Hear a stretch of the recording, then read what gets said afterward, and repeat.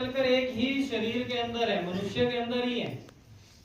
यानी देवत्व भी हमारे अंदर है और राक्षसी तत्व भी हमारे अंदर है। तो हमें निर्णय करना है कि हमने किस ओर जाना है। ऐसा ही एक कार्य 100 साल पहले डॉक्टर हेडगेवार जी ने शुरू किया, व्यक्ति निर्माण राष्ट्रीय स्वयंसेवक संघ। तो उनका इसके पीछे चिंतन क्या था? आज जो अपना हिंदू समाज है, बोलते हैं हमारे इतिहास में पढ़ाया गया कि हम गुलाम है। हम गुलाम नहीं थे, हम सतत संघर्ष में रहे। भारत भी कभी भी पूर्णतः गुलाम नहीं हुआ, सतत संघर्ष चलते रहे, समाज के आंदोलन चलते रहे। पूर्ण रूप से हम कभी भी, हो सकता है भौगोलिक दृष्टि से हम कहीं ना कहीं हुए होने गुलाम, परंतु मानसिक दृष्टि से जो आज अपने वेदों का पाठ हो रहा है, इन लोगों की वजह से भी कहीं ना कहीं अपनी संस्कृति जीवंत रही। और आज हम अपना इतिहास भूल गए। अभी हमने एक संकल्प पढ़ा, यहाँ पर छोटे से बालक ने पढ़ा, जम्बू द्वीप पे भारत खंडे। वो पूरा संकल्प क्या है? वो हमारे इतिहास को बताता है कि हम कितने चीर पुरातन हैं।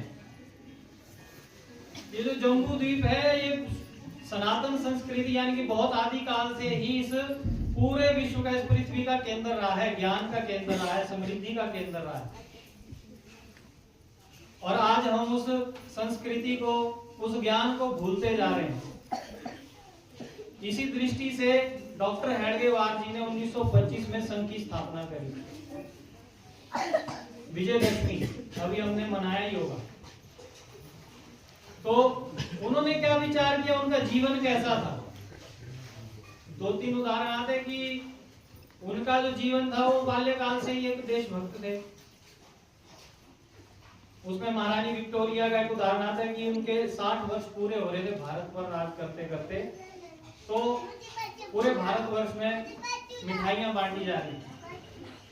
उस समय उनकी आयु 8 वर्ष थी। आज भी हम देखते हैं 8 वर्ष का बालक कितना ही होता है, उसको मिठाई दे तो खा लेगा, ये नहीं पूछेगा कि क्यों दे रहे हैं।